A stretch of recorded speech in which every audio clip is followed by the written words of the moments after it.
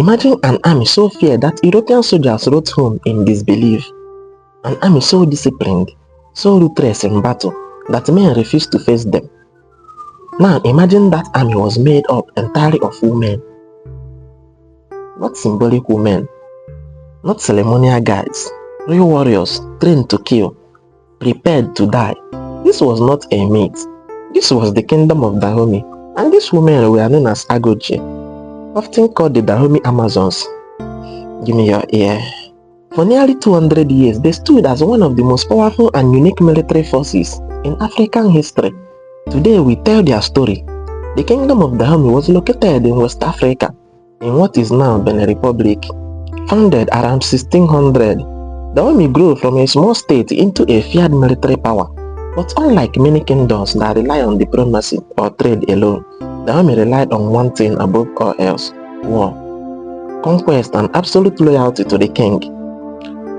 The origin of Agojie is still debated, but one truth remains clear: they were not created as a gimmick. They were created out of necessity. Early Dahomey kings faced constant threat from neighboring states. At some point in 17th century, women began to be used as royal guards. Why women? Because they believed to be more disciplined, less likely to defect, fiercely loyal to the throne. What began as a palace guard soon evolved into a full military unit. By 1700, the Agojie were no longer guiding the king.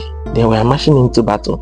Not just any women, girls were recruited, young, some as early as 8 to 10 years old. Some were volunteers, others were chosen by force. Some were criminals, some were captives. Once chosen, there was no turning back. An Agojie belonged to the king, body and soul. They were forbidden from marriage, forbidden from bearing children. They were considered wives of the king, meaning no man could touch them. Their only purpose was war. Training an Agojie was not gentle, it was brutal, relentless, designed to erase fear. Recruits were forced to run barefoot through thorn bushes, climb walls covered in sharp spikes, endure beatings without crying, witness executions. Pain was the lesson. Fear was the enemy. They were taught that death in battle was an honor. Survival was expected. Weakness was not tolerated. The Agojie were no decorative warriors. They carried real weapons: machetes, spears, bows and arrows, later European muskets. Their specialty: close combat. They were trained to charge fearless, to fight hand to hand, to take heads as a proof of victory. European soldiers described them as fierce, fearless, and terrifying. Some even admitted they would rather fight male soldiers than face the Agojie.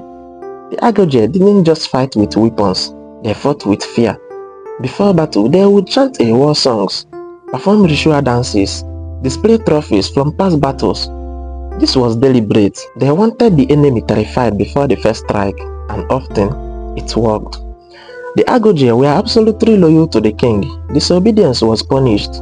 Desertion meant death, but in return they held immense power. They lived in a royal palace. They ate better than most men. They were respected and feared by the population. To insult an Agojie was insult to the king himself.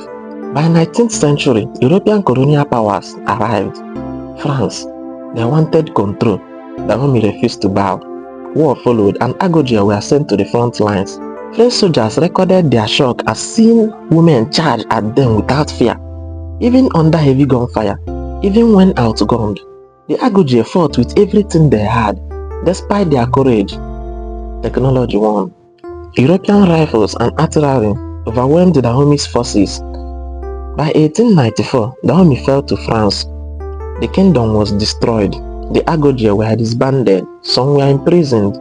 Some faded into history. Others lived long enough to see their story nearly erased. Why the story matters?